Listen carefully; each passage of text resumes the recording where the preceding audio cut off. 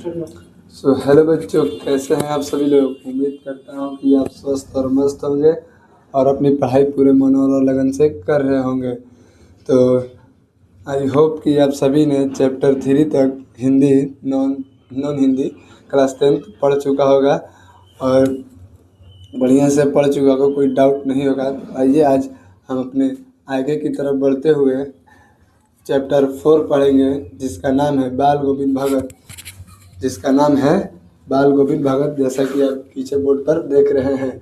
Okay बच्चों, तो आज हम अपने बिना टाइम को गवाए हुए आज स्टार्ट करते हैं। तो आप ज़रूर अपने दोस्तों तक शेयर ज़रूर करें और वीडियो को लाइक एंड सब्सक्राइब करें। हमारे साथ अच्छी क्वालिटी पाने के लिए हमारे साथ जुड़े रहें।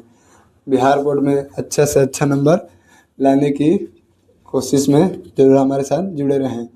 ओके बच्चों, तो अपने दोस्तों तक ये क्लास ज़रूर शेयर कर दो और आपके पास एक प्यारा सा पेन और कॉपी और एक प्यारा सा बुक होना चाहिए। आज हम लोग पढ़ेंगे बाल गोविंद भगत।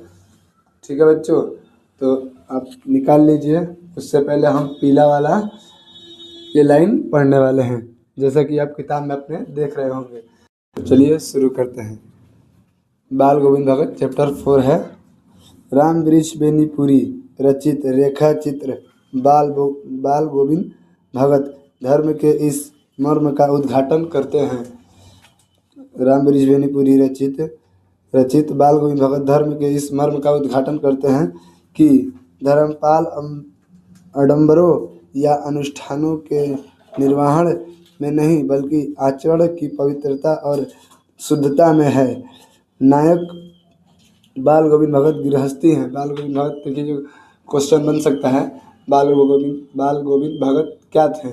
तो बाल गोविंद भगत एक गृहस्थी थे। ठीक है बच्चों, आगे बढ़ते हैं। नायक बाल गोविंद भगत एक गृहस्थी थे। उनकी वेशभूषा भी साधुओं जैसी थी। वो गृहस्थी थे, परंतु उनकी वेशभूषा साधुओं जैसी थी। लेकिन उनकी दिनचर्या और निर्णय मनुष्य की सच्ची और सही परिभाषा रचने में सहायक है। उनकी दिनचर्या और निर्णय लेने में वो बहुत ही अच्छे थे। कभी भी इंसाफ की बातें करते थे और अच्छा निर्णय लेते थे।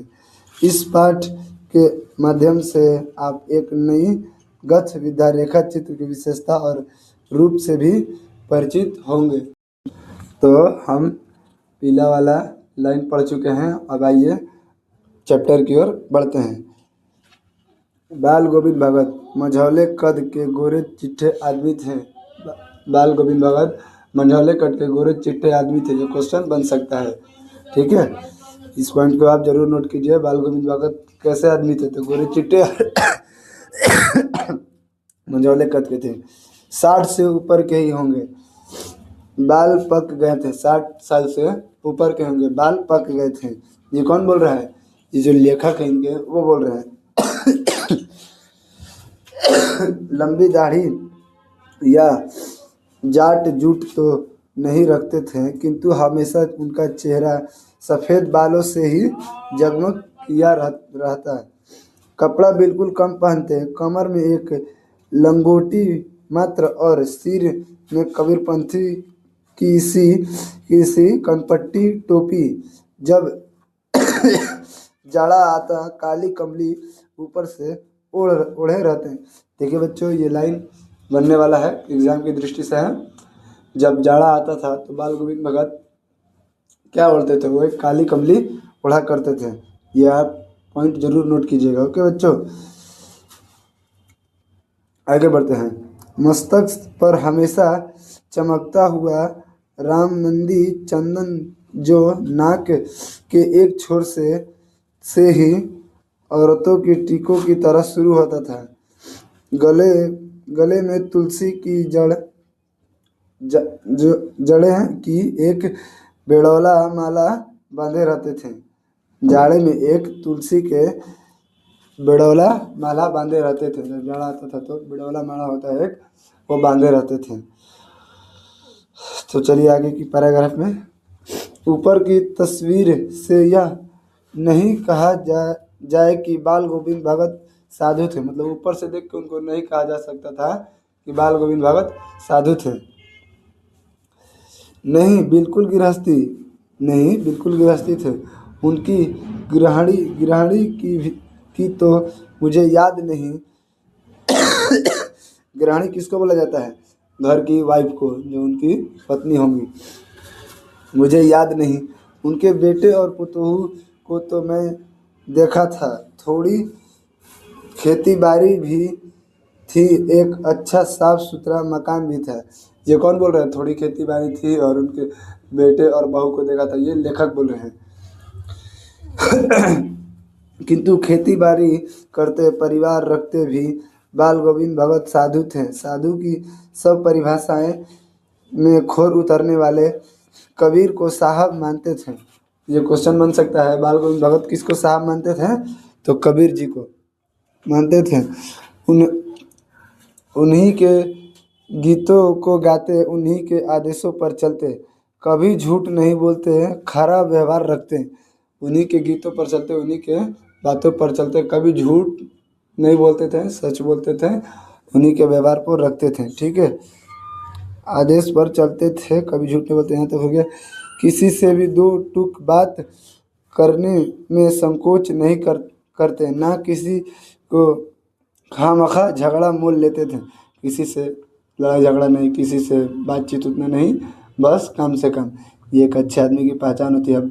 अब जिसको काम नहीं है वो क्या करेगा? दिन रात चौराहे पे बैठ के अपनी बात वगैरह करते रहेगा। तो चलिए आगे बढ़ते हैं हम। किसी की चीज़ नहीं छूते, किसी की चीज़ नहीं छूते, ना बिना पूछे व्यवहार में लाते हैं। किसी की चीज़ नहीं छूते, और मेरा काम है किसी के पेन का, तो मैं यूँ ही नहीं ले लूँगा, उससे पूछ कर ही लूँगा। ऐसे नहीं कि मैं उठा लूँ अपने काम कर लूँ। व्यवहार में नहीं लाते। इस नियम को कभी कभी इतनी बारीकी तक ले जाते कि लोग को कुतूहल होती। इस नियम को मतलब छेड़छाड़ नहीं, इससे बात नहीं, इतना हद तक चले जाते थे कभी कभी कि लोगों को कुतूहल सा होने लगता था। कभी वह दूसरे के खेत में शौच के लिए भी नहीं बैठते थे। देखो, कभी दूसरे के खेत में वो बोलता है चलो दूसरे के खेत में मत दो ले, वो ऐसा नहीं थे। वह गृहस्थ थे, लेकिन उनकी सब चीज़ साहब की थी। मतलब वो सिर्फ गृहस्थ थे, लेकिन उनकी सब चीज़ साहब की थी। यहाँ साहब किसको बोल रहा है? कबीर साहब को बोला जा रहा है। जो कुछ खेत में पैदा होता, सिर पर लाद कर पहले उसे साहब के दरबार में ले जाते थे, जो उनके घर के 4 कोस दूर था। अब आएगा क्वेश्चन कि जो उनके साहब थे कबीर दास के, बाल गोविंद भगत के, सॉरी, उनका घर उनका महल उनके घर से कितना दूर था? तो 4 कोस दूर था। यहाँ तक हो गया। कहाँ तक? साहब के दरबार में ले जाते थे, जो उनके घर में 4 कोस दूर था। एक कबीर पंथी मठ से मतलब वह दरबार में भेंट रूप में रख लिया जाता था, और प्रसाद रूप में जो उन्हें मिलता उससे घर लाते और उसी से गुजारा चलाते। सभी जितना अनाज हो खेत में सभी ले जाकर दरबार में दे देते, और भेंट के रूप में, प्रसाद के रूप में जो उन्हें मिलता, कबीरदास बाल गोविंद भगत लेकर घर आ जाते थे। इन सबके ऊपर मैं तो मुग्ध था। उनके मधुर गाना पर जो सदा सर्वदा ही सुनने की मिलती थी। मतलब उनकी गाना कभी कभी ही सुनने की मिलती थी, आगे पर मिलती थी। कबीर के वे सीधे साधे पद के जो उनकी कंठ से निकलकर सजीव हो उठते थे। आषाढ़ की रिमझिम रिमझिम है, समूचा गांव खेत में उतर पड़ा। कहीं हल चल रहे हैं, कहीं रोपनी हो रही है। धान के पानी भर खेत में बच्चे उछल रहे हैं। औरत कलेवा लेकर मेड़ा पर बैठी हुई है। औरत कलेवा लेकर मेड़ा पर बैठी हुई है। और कलेवा किसे बोलते हैं? सुबह का जलपान। और मेड़ा जो खेत में होता है ना, बॉर्डर बनाया हुआ, आरी उसे हम लोग बोलते हैं। और आपके यहाँ पता नहीं क्या बोला जाता है, आरी बोला जाता है। कहीं कहीं मेड़ा क्या लिखा है इसमें? मेड़ पर बैठी रहती हैं, कहीं कहीं मेड़ा बोला जाता है। सारे जगह अपने भाषा है। आसमान बादल से घिर धूप का नाम नहीं, ठंडी पुरवैया चल रही, ऐसी ही समय आपके कानों में एक स्वर तरंग झंकार सी रही उठी। यह क्या है? यह कौन है? आगे बढ़ते हैं। यह पूछना ना पड़ेगा। बाल गोविंद भगत समूची शरीर कीचड़ में लिथड़े अपने खेत में रोपनी कर रहे हैं। मतलब बाल गोविंद भगत के शरीर जो है कीचड़ में लपटी हुई है और अपने खेत में रोपनी कर रहे हैं। उनकी अंगुलियां एक एक धान के पौधों को पंक्तिबंद खेत में बिठा रही हैं। एक एक उंगली को लेके, मतलब जैसे जो बोया जाता है ना, सोहनी होता है, उसको सो रहे हैं। एक एक धान को अपने उंगलियां की सहायता से उधर कर रहे हैं। उनका तेज खेत में बैठी रही, उनके कद एक एक शब्द के संगीत के जीने पर चढ़ कर कुछ के ऊपर स्वर की ओर भेज रही है और कुछ को इस पृथ्वी की मिट्टी पर खड़े लोगों के कानों की ओर। बच्चे खेलते हुए झूम उठते हैं। मेड़ पर खड़े औरतों के होठ काँप रहे। मेड़ पर खड़े औरतों के होठ काँप रहे। मेड़ मतलब आपको बताया ना, जो खेत में बॉर्डर बनाया हुआ रहता है उसी को मेड़ बोला जाता है। और मेड़ पर औरतों की होठ काँप रही है, जैसे कि मतलब वो गाने के लिए सोच रही कि हम भी गाएं, जो बाल गोविंद भगत बोल रहे हैं। खड़े औरतों की होठ काँप रही हो गया। वे गुनगुनाने लगती हैं। हलवाहे के पैर ताल से उठने लगते हैं। रोपनी करने वालों की उंगलियां एक अजीब क्रम से चलने लगती है। बाल गोविंद भगत, यह संगीत है या जादू? बाल गोविंद भगत का यह संगीत है या जादू? आगे बढ़ते हैं। भादों की वह उधेरी अधरातियाँ, भादों की वह अंधेरी अधरातियाँ, मतलब भादों में अंधेरा हो जाता है, आधी रात उसी को बोल रहे हैं। अधिरातियाँ, अभी थोड़ी ही देर पहले मूसलाधार वर्षा खत्म हुई। पहले ही थोड़ी मूसलाधार वर्षा खत्म हुई, फिर अंधेरा सच छा गया था। है बादलों की गरज, बिजली की तड़प में आपने कुछ नहीं सुना होगा, किंतु अब झिल्ली के झंकार या दाबूरे की टर दाबूरे जो होते हैं, वो खेत में जो झींगा वगैरह होते हैं छोटे छोटे, दाबूरे के टर बाल गोविंद भगत के संगीत को अपने कोलाहल में डूबे नहीं सकती। उनकी खंजड़ी डिमक डिमक बज रही है। उनकी खंजड़ी जो होती है वो बजाते हैं, डिमक डिमक बज रही है। कहाँ गया? उनकी खंजड़ी डिमक डिमक बज रही है। ठीक है, आगे बढ़ते हैं। वे गा रहे हैं। गोदी में पीवा चमक उठे सखिया चिहुक उठना। गोदी में पीवा चमक उठे सखिया चिहुक उठना।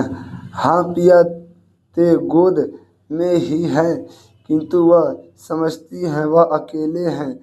चमक उठती है, चिहुक उठती है, उसी भारे बदले वाले भादों की आधी रात में उनका यह गाना अंधेरों में असमस्त कैद उठने वाली बिजली की तरह किसे न चौंका देता। कहाँ गया जी? चौंका देता। अरे अब सारा संसार निस्ताबद से सोया है। बाल गोविंद भगत का संगीत जाग रहा है। सब कोई सो गया और बाल गोविंद भगत का संगीत जाग रहा है। तेरी गठरी में लगा चोर मुसाफिर जग गया। तेरी गठरी में लगा चोर मुसाफिर जाग रहा। तो हम लोग यहाँ तक पढ़ चुके हैं बच्चों। अगली वीडियो में हम पढ़ेंगे अष्टों हमारा तबीयत सही नहीं लग रहा है। आज हम यहाँ तक पढ़ चुके हैं, दिखा देते हैं आपको। आपके पास बुक होगा तो आप देख ही रहे होंगे। यहाँ तक हम पढ़ चुके हैं। अगला वीडियो में हम यहाँ से और आगे पढ़ेंगे। कितना बच गया? पेज नंबर 13 का हम आधा लाइन पढ़ चुके हैं। अब पेज नंबर 14 बचा है पूरा, और थोड़ा सा बचा है पेज नंबर 15 में। सो इसे हम कल ज़रूर ख़त्म कर देंगे। तो ओके बच्चों, हम चलते हैं और मिलते हैं अगली क्लास में। आप हमारे साथ ज़रूर जुड़े रहें, और आपको कोई डाउट हो तो ज़रूर पूछें। आज हमारा थोड़ा तबीयत सही नहीं है, सर्दी खांसी हो गया है वगैरह। कल थोड़ा ज़्यादा ट्रैवल कर लिए थे हम ना, इसी वजह से। ओके बच्चों, चलते हैं, अगली क्लास में मिलते हैं। अगर आपको कोई डाउट हो या कुछ भी चैप्टर से कोई प्रकार का दिक्कत हो तो हमें ज़रूर कमेंट करें।